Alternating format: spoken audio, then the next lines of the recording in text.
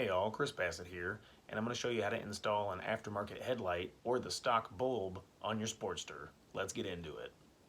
When you're doing the shopping for your aftermarket headlight, you're going to want to find a 5 3/4 inch diameter bulb. That's the size of the fixture of your headlight. I upgraded my bulb to an LED from the original stock just single headlight. Access to the headlight's pretty simple. It's just a single Phillips screw underneath the headlight fixture. Once you get that screw out, make sure you keep it in a safe place so you don't lose it. Your headlight has a 3-pronged plug into the back of the fixture, as well as a ground wire. Most aftermarket headlights are known as plug and play because you just pop out the plug and put the new headlight in. If you are replacing the stock bulb, remove this rubber grommet, and then you'll gain access to the clips that hold the headlight bulb in place. Those clips just spring out to the side. You just depress and then slide them outwards. The clip's removed, and now you can replace the bulb. I'll look up the headlight bulb on Amazon, and then I'll put a link in the description.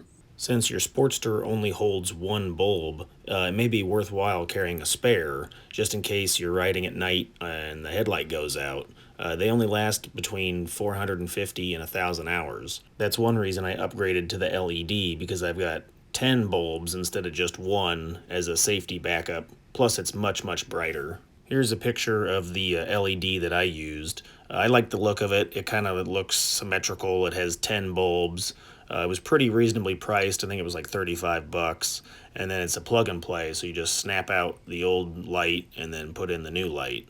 I like the orientation of the bulbs, how there's 4 in the middle, which are your standard running lights, and then when you put on your high beams, there's 3 and 3. You can't really plug it in incorrectly. The plug only allows one way, but you can see how much brighter it is, and then I think it looks pretty cool too. You'll want to save this black ring from the old headlight.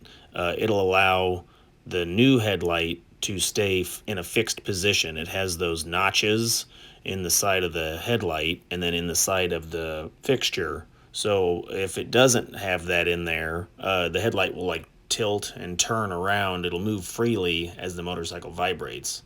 So just make sure you save that black spacer, and then when you get everything put back together, this is what it looks like. I think it's a pretty good upgrade. So yeah, I'm going to take it out and see how well it works on the road, but from what I was reading and everything, it's supposed to be, several times brighter and have a wider area of coverage with the headlight beam. Hey, check out this other video right here. There's a link in the description for the parts, so check that out. If you have any questions, put it down in the comments. If this was helpful, hit the like button. Thanks.